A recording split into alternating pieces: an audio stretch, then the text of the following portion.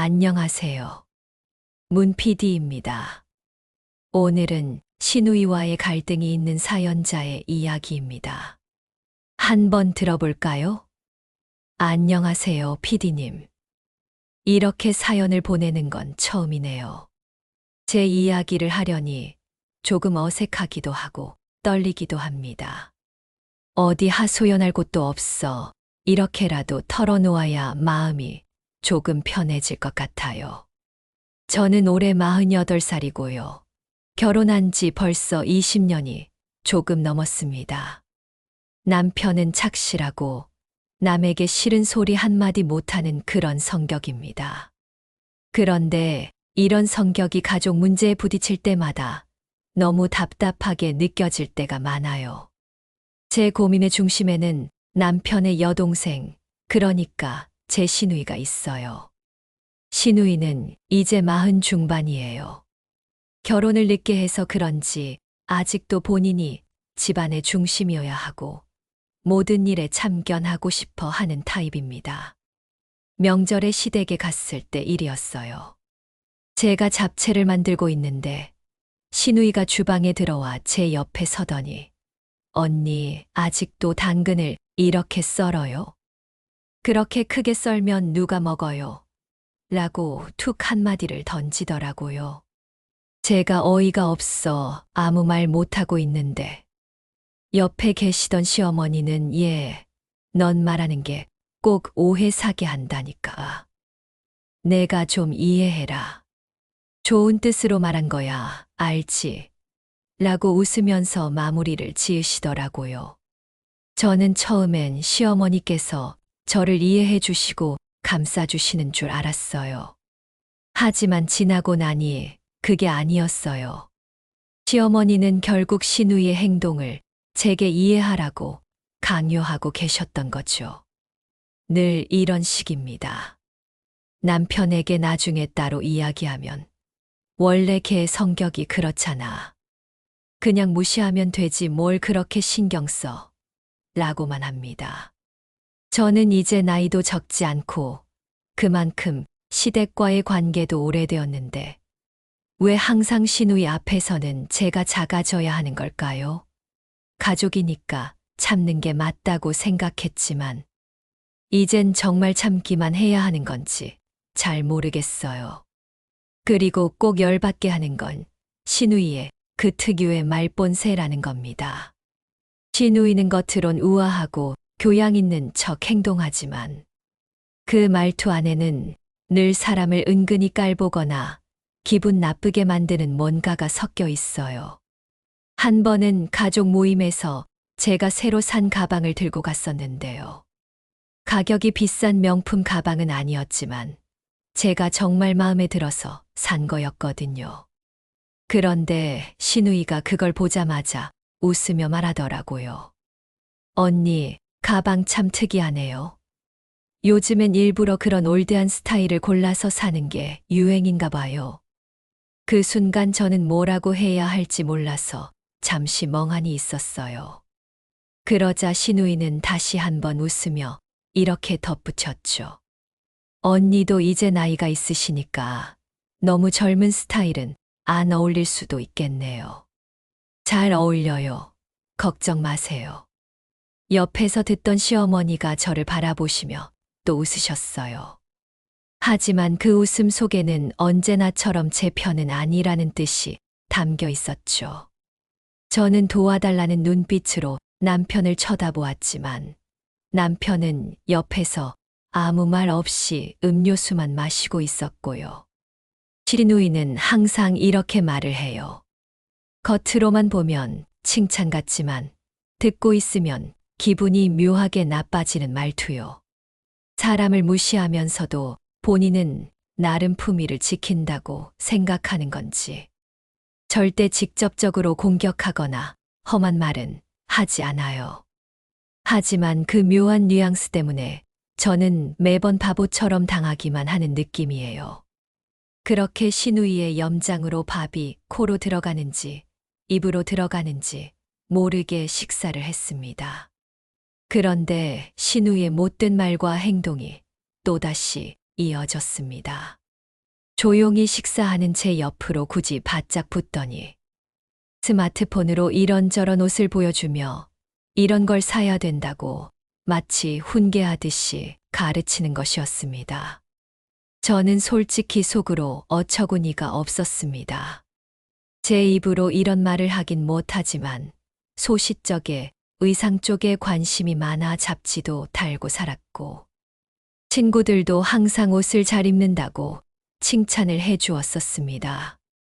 되려 시누이는 누가 보아도 뭔가 촌스러운 구석이 많았습니다. 안 그래도 남편이 보증을 잘 못 선 이후로 의류나 가방에 돈을 거의 못 쓰고 살고 있는데 미적 감각이라고는 요만큼도 보이지 않는 시누이가 저를 가르치듯 강의를 하고 있는 게 아니겠습니까? 정말 어이가 없을 뿐이었습니다. 그리고 결정적으로 한마디가 가관이었습니다. 언니, 그렇게 감각이 없으면 남편이 바람나요. 그러면 남편이 죄가 아니라니까. 여자가 유죄지. 그렇게 시댁에서 불편한 시간을 보내고 집에 돌아온 날 밤, 저는 결국 참았던 말들을 남편에게 터뜨리고 말았습니다. 집에 도착하자마자 남편은 소파에 앉아 TV를 보고 있었고, 저는 그 평온한 모습이 너무 얄미워 보였어요. 말 한마디 없는 모습에 속이 끓어오르더군요. 결국 저는 리모컨을 들어 TV를 껐습니다. 당신은 정말 아무렇지도 않아. 오늘 무슨 일이 있었는지 다 봤잖아. 남편은 당황한 얼굴로 저를 바라보다가 이렇게 말했어요. 왜 그래? 또 무슨 일 있었는데? 그 말에 저는 순간 맥이 탁 풀리는 느낌이었습니다. 정말 몰라서 묻는 거야? 당신 여동생이 오늘 나한테 무슨 말을 했는지 못 들었어. 당신 엄마도 똑같았잖아. 그런데 당신은 왜 단 한마디도 안 해? 그러자 남편은 어이없다는 듯 고개를 절레절레 흔들며 말했죠. 그걸로 또 이러는 거야? 당신도 알잖아. 우리 집은 원래 다 그런 스타일이야. 괜히 예민하게 굴지 말고 그냥 넘겨. 그 순간 저도 모르게 목소리가 떨렸습니다. 그게 넘길 일로 보여? 당신은 내 남편이잖아. 아무리 가족이어도 나를 깎아내리는 말 앞에서는 당신이 내 편이 돼줘야 하는 거 아니야? 남편은 한숨을 내쉬며 말했어요. 내가 중간에 끼어서 얼마나 피곤한지 당신은 몰라. 나는 그런 걸로 싸우고 싶지 않아. 이 말을 듣는 순간 저는 말문이 막혔습니다. 저는 싸우자고 한 게 아니었어요. 단 한 번이라도 제 편을 들어주길 바랐던 건데 남편은 그걸 피곤함이라고 느끼고 있었던 거죠.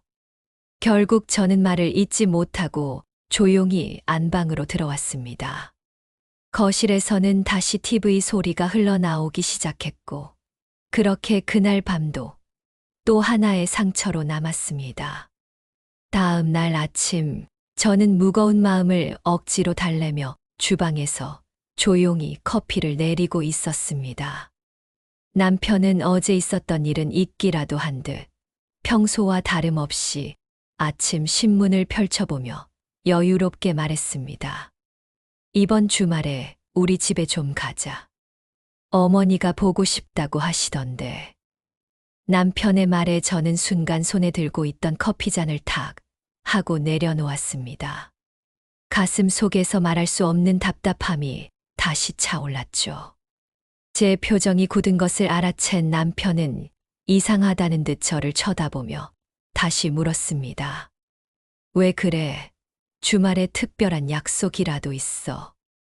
저는 무언가 말하려다가 잠시 멈추고는 헛웃음만 나왔습니다. 정말 아무것도 모르는 사람처럼 묻는 남편의 그 표정이, 그 말투가 너무도 허무하게 느껴졌기 때문입니다. 이제껏 20년을 함께 살아왔지만 여전히 그는 저의 감정을 제대로 읽지 못하고 있었던 것이죠. 당신 정말 몰라서 묻는 거야?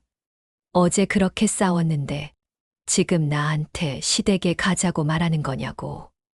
그러자 남편은 신문을 내려놓고 조금은 짜증이 섞인 듯한 목소리로 말했습니다. 그래서 어쩌자는 거야. 어머니가 보고 싶다는데 안 갈 수도 없잖아. 또 당신 때문에 집안 분위기만 이상해지게 만들 필요 있어. 그 순간 저는 더 이상 화낼 힘조차 없다는 생각이 들었습니다. 남편은 여전히 이 모든 상황을 제가 예민하게 굴어서 생긴 문제라고 치부하고 있었습니다. 단 한 번이라도 제 편이 되어주는 대신 시댁의 평화를 깨뜨리는 사람이 바로 저라는 듯이 말이죠.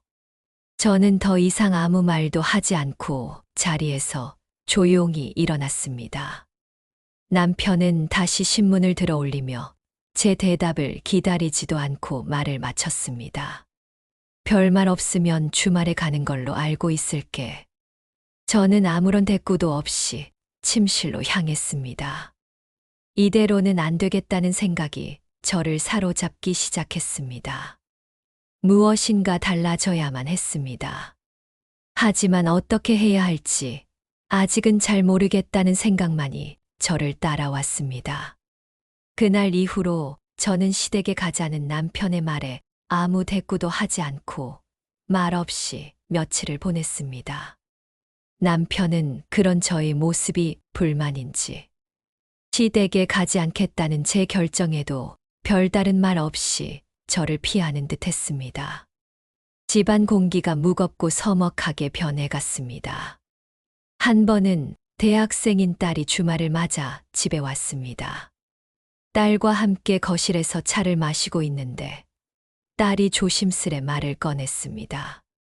엄마, 솔직히 나 어릴 때부터 엄마가 외할머니 댁에 다녀오는 거 은근히 싫었어. 엄마가 힘들어 하잖아. 딸의 말에 저는 순간 깜짝 놀라 딸의 얼굴을 바라보았습니다. 저는 항상 딸에게만큼은 제 감정을 감추려고 노력했었는데 딸은 이미 다 알고 있었던 것입니다. 내가 그런 걸 다 알고 있었다니 엄마가 미안하네. 괜히 너까지 신경 쓰게 했구나. 그러자 딸은 제 손을 꼭 잡으며 말했습니다. 엄마가 뭘 미안해. 그런데 엄마는 늘 할머니나 고모 눈치를 보면서 살았잖아. 이제는 그러지 않아도 되지 않을까. 나도 이젠 다 컸으니까. 엄마도 엄마 하고 싶은 대로 좀 살았으면 좋겠어. 딸의 그 말을 듣는 순간 저는 갑자기 가슴 깊숙한 곳에서부터 뜨거운 울컥함이 올라왔습니다. 지난 20년 동안 억누르며 살았던 제 감정이 마침내 터져 나온 것이었지요.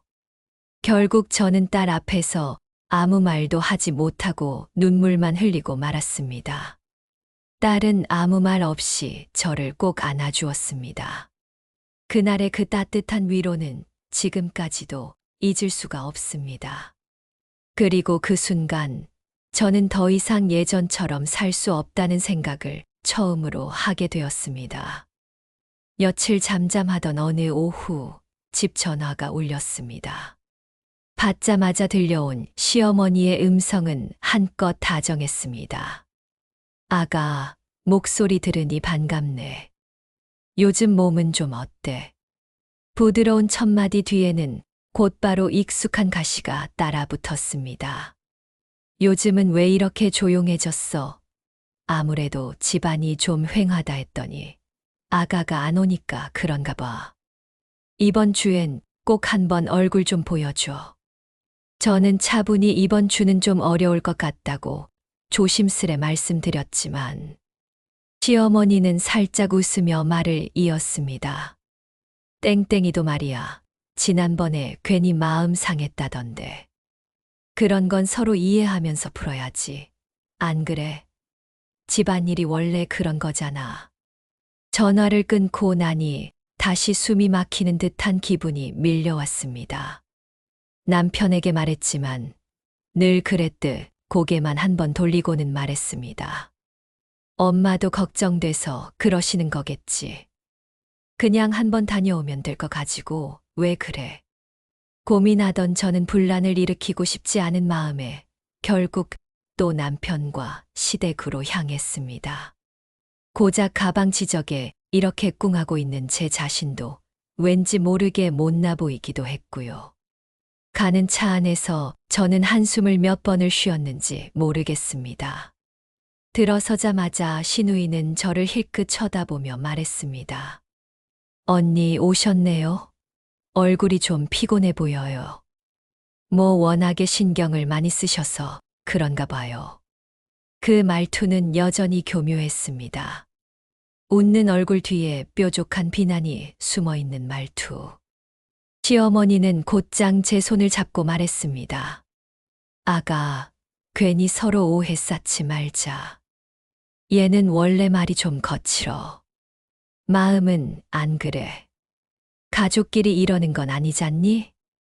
익숙한 대사였습니다. 그리고 익숙한 외면이기도 했습니다. 그때였습니다. 오랜만에 시아버님이 현관에 막 들어섰습니다.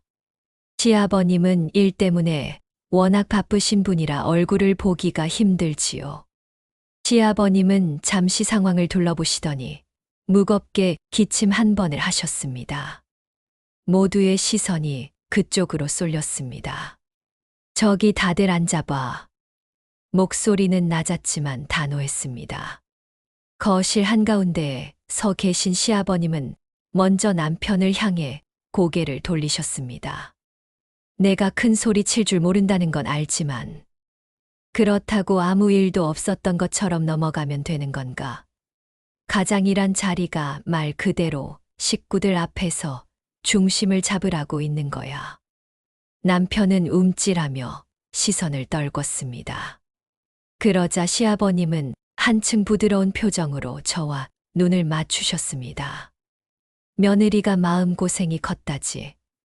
내가 집에 자주 없어서 이런 상황이 일어난 걸 이제서야 알게 됐구나. 미안하네. 앞으로는 이런 일 없도록 내가 신경을 쓰마. 그리고는 다시 시누이를 향해 고개를 돌리셨습니다. 시누이는 살짝 웃어 보이며 아버지, 전 그냥 농담으로 라고 변명하려 했지만 시아버님은 손바닥을 펴며 말을 막았습니다. 농담도 사람이 웃어야 농담이지. 네 언니가 웃었니? 그 말이 상처인지 아닌지 네가 먼저 헤아려야지. 내 입에서 나오는 말 한마디가 가족 분위기를 얼마든지 망칠 수 있다는 걸 명심해라. 시누이는 눈을 동그랗게 떴다가 이내 고개를 떨구었습니다. 그제야 시아버님은 깊은 한숨을 내쉬며 다시 말씀하셨습니다. 좋다. 여기서 더 말 길게 하지 않겠다. 오늘은 내가 땡땡이 데리고 잠깐 바람 좀 쐬고 올 테니 집안 분위기 식을 시간을 가지자꾸나. 시어머니가 옆에서 조용히 여보, 지금 집에서 얘기를 하고 붙들려 하셨지만 시아버님은 고개를 저으며 말을 이었습니다. 당신도 좀 생각해봐요. 아가가 얼마나 마음이 불편했으면 요즘 얼굴도 못 비춘다고 하겠소. 우리도 나이 들수록 말 조심, 눈치 조심해야지. 그렇게 말씀하신 시아버님은 시누이 팔뚝을 가볍게 붙잡고 현관 쪽으로 걸어가셨습니다. 나가기 직전 다시 한번 저를 돌아보며 고개를 끄덕이셨습니다. 며느라, 오늘 일은 내가 확실히 정리하마. 맘 편히 있어. 문이 닫히자 거실엔 바람 빠진 듯 고요함이 내려앉았습니다. 잠깐이었지만 시아버님이 남기고 간 말들은 제 마음 깊숙이 울림으로 남았습니다. 그렇게 시아버님은 시누이의 팔을 가볍게 끌고 밖으로 나가셨습니다. 집 안엔 잠시 정적이 흘렀고 저는 커피잔을 들고 앉아 그 어색한 공기를 들이마셨습니다. 시어머님은 캐릭터상 이렇게 시누이가 없이 남편과 셋이 있으니 아무런 문제가 없었습니다. 되려 특유의 사근사근함으로 인해 친근할 뿐이었죠. 시아버님은 이 모든 걸 알고 계시는 걸까요? 시아버님은 참 이상하리만큼 정상이었습니다. 하지만 늘 바쁘시고 집에 머무는 시간도 드물죠. 그래서 더욱 아쉬운 존재입니다. 오늘 누군가 제 편에 서서 말 한마디 해줬다는 사실만으로도 마음 어딘가에 묵직하게 남는 날이었습니다. 그날 이후 너무 마음이 답답하던 차에 딸의 제안으로 딸과 저는 조용히 작은 여행 계획을 세웠습니다. 주말 이틀 동안이라도 바다를 보고 오자며 숙소와 기차표를 예약했지요. 시디댁 일정에 저를 맞추던 예전과는 전혀 다른 행보였습니다. 딸은 티켓 예약 화면을 들고 와 제 옆에 앉으며 말했습니다. 엄마, 우리 일정 확정했어. 토요일 아침 기차야. 그동안 엄마가 늘 남 눈치만 봤잖아. 이번엔 우리부터 챙기자. 그런데 시댁에선 또 주말 호출 명령이 떨어졌고 저는 딸과 여행을 가겠다고 말씀드렸습니다. 그러자 가족 단체 톡방 알림이 연달아 울렸습니다.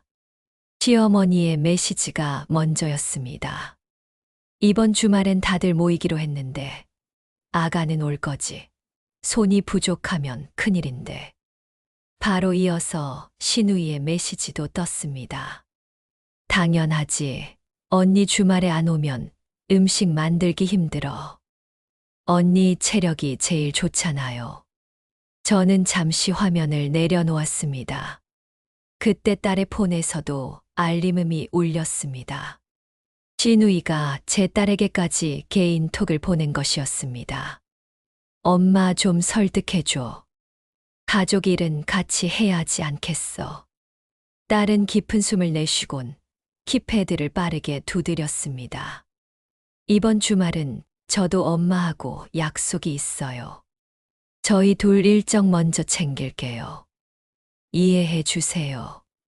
전송 버튼이 눌리는 소리를 듣자마자 저는 딸의 손등을 살며시 덮었습니다. 고모가 기분 상하면 어쩌지. 딸은 고개를 저었습니다. 엄마가 평생 참아온 걸 이제야 조금 하는 건데 이 정도는 괜찮아. 곧장 신우이에게서 단답형 답장이 왔습니다. 그래, 알겠다.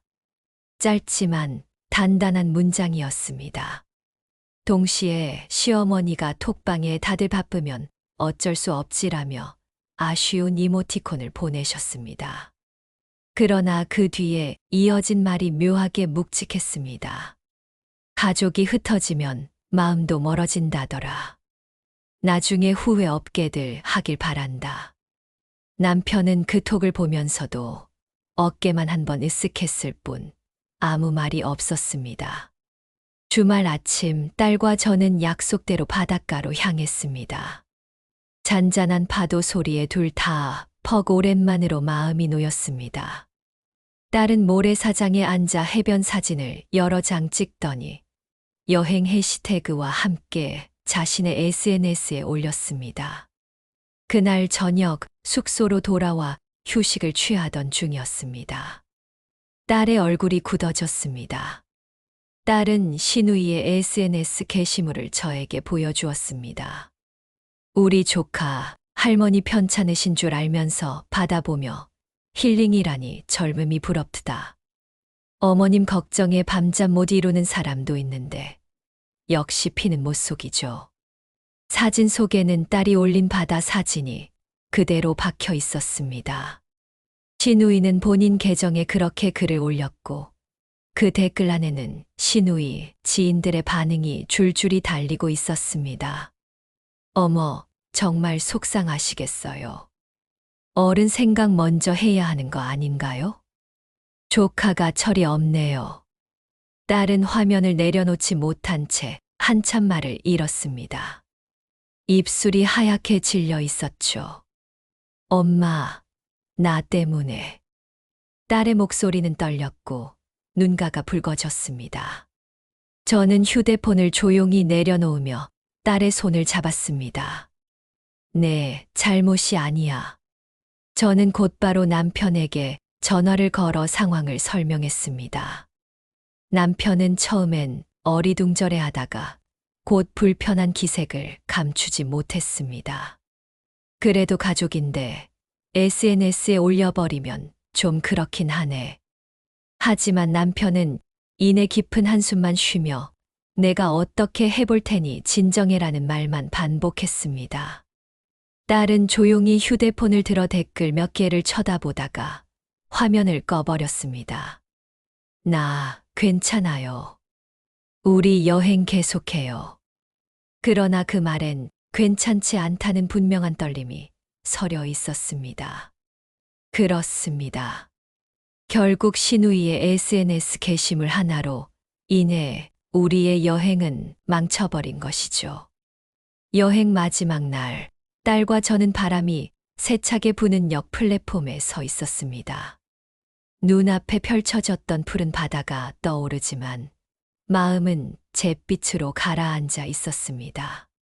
신우이의 공개 저격 이후 휴대폰 알림음이 울릴 때마다 심장이 먼저 움찔거렸고 결국 여행은 반쪽짜리 위로로 끝났습니다. 집으로 돌아오자마자 저는 가장 먼저 남편을 찾았습니다. 거실 소파에 앉아 있는 그에게 숨 돌릴 틈도 주지 않고 물었습니다. 어제 이야기했잖아. 당신이 해결해 보겠다고 했는데 어떻게 됐어?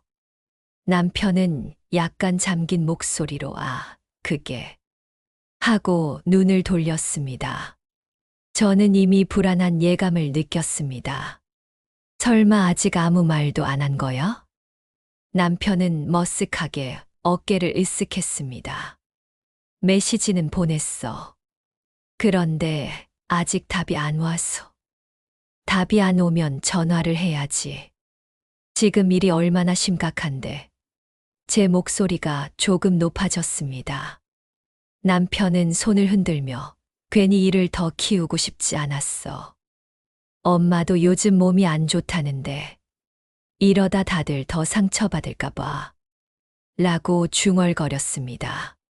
그 순간 가슴 안쪽에서 조용히 울리던 화가 한꺼번에 터져 나왔습니다. 그러니까 또 참으라는 거야? 당신은 왜 매번 나랑 우리 딸이 상처받는 건 보지도 못해? 당신 가족 기분만 중요해. 그리고 어머님 몸이 뭐가 안 좋아. 저번에 볼 때도 멀쩡하셨잖아. 맨날 뭔 일만 있으면 이래 아프다고 하시는 거 하루 이틀이야. 남편은 눈을 감고 깊게 한숨을 쉬었습니다. 당신이 그렇게 말하면 나도 답답해. 하지만 내가 뭘 어떻게 해야 할 일을 하라고. 신우이가 사진을 퍼서 조롱했잖아. 당신이 가장이라며 우리 가족부터 지켜야 하는 거 아니야? 대답 대신 남편은 더 깊어지는 침묵으로 일관했습니다. 저는 한 발짝 물러서서 그를 바라봤습니다. 20년을 함께 살았어도 그는 여전히 모든 문제를 잔잔히 지나가길 바랐습니다. 그 잔잔함 속에서 상처를 삼킨 건 언제나 저였죠. 한동안 아무 말 없이 마주 서 있던 우리는 서로 등진 채 각자의 방으로 향했습니다. 방문이 닫히는 소리가 잇따라 들렸고 집 안에는 정적만 남았습니다. 지난 주말 이후 남편과 짧은 대화를 나눴지만 뚜렷한 해답이나 다짐은 여전히 흐릿합니다. 남편은 생각해 보겠다는 말만 반복했고 신우이는 답 없이 읽음 표시만 남아 있습니다. 상황은 멈춰 있는 듯 보이지만 제 마음은 오히려 더 분주해졌습니다. 한참을 곱씹고 또 곱씹어도 결국 저는 두 가지 길 앞에 서 있습니다. 하나는 그대로 견디며 조용히 살라는 길이고 다른 하나는 큰 충돌도 감수하고 제 목소리를 내며 바꾸려 애쓰는 길입니다. 전자는 익숙하지만 낡은 길이고 후자는 낯설지만 조금은 숨이 트일 것 같은 길입니다. 문제는 어느 쪽이 더 나은 선택일지 아직도 확신이 없다는 사실입니다.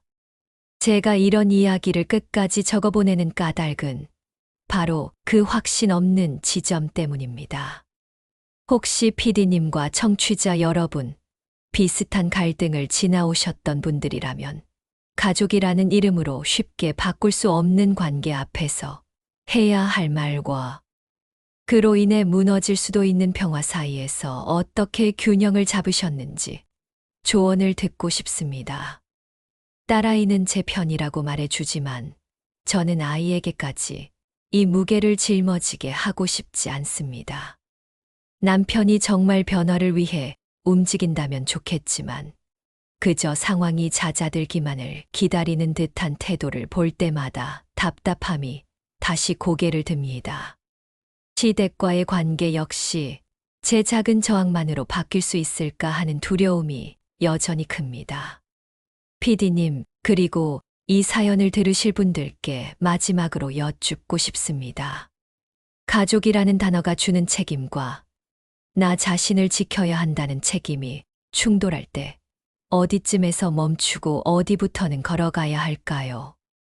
작은 조언이라도 좋습니다. 무겁고 긴 이야기를 들어주셔서 감사드리며 누군가의 한마디가 제게는 앞으로 걸음을 떼는 큰 힘이 될 것 같습니다. 이만 마무리합니다. 답답한 마음에 보내는 이 사연이 저에게 그리고 같은 고민을 안고 사는 누군가에게 작은 등불 하나쯤은 되어 주길 바라봅니다. 네, 이렇게 이야기를 다 들어보았습니다. 사연자님의 마음이 얼마나 무거울지 짐작조차 되지를 않을 지경입니다. 이렇게 시댁의 갈등이 있는 상황, 어렵지 않게 볼 수 있는 이런 상황들의 잘못은 누구일까요? 청취자분들은 누구라고 생각하시나요? 시누이, 시어머님, 시아버님? 이런 경우 가장 잘 못하고 있는 사람은 남편입니다. 아내와 시댁이 관계가 좋지 않다면 그 잘못은 연결고리인 남편입니다. 또한 반대로 남편과 처가가 관계가 좋지 않다면 그 또한 아내의 잘못입니다. 중간에서 처신을 제대로 하지 못했기 때문에 이런 일이 발생하는 것입니다. 시누이가 아무리 못되고 올케를 괴롭히는 인물이라고 해도 정말 현명한 남자였다면 본인의 여동생과 와이프가 갈등 상황에 놓이지 않게 만들죠. 정말 남편분을 이 스튜디오로 한번 모셔보고 싶네요. 답답합니다. 사연자분께서는 쉽지 않겠지만 중심을 단단히 잡으셔야겠습니다. 물론 저는 일방적으로 사연자님의 말만 들은 상황이지만 모든 상황이 사실이라면 최소한의 도리만 하고 특히 시누이와의 관계는 단호할 필요가 있습니다. 왜 상대방이 예의와 도리를 지키지 않는데 본인만 힘들어하면서까지 도리를 다하려고 하십니까? 일방적인 희생은 숭고한 것이 아니라 나를 갉아먹는 행위입니다. 이 점을 꼭 알아주셨으면 좋겠어요. 호의만 계속되고 참기만 하면 상대방은 그것을 권리로 알고 더욱 사연자님을 괴롭힐지도 모르는 일입니다. 이 점을 꼭 인지하셨으면 좋겠습니다. 청취자분들 사연 다 들어주셔서 감사드리고요. 오늘도 편안한 하루 되시기를 희망해 봅니다.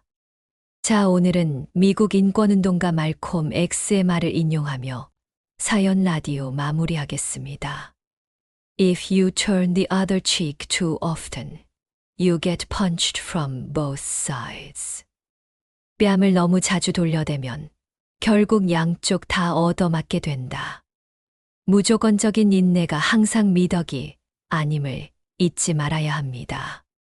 이만 마치겠습니다. 감사합니다.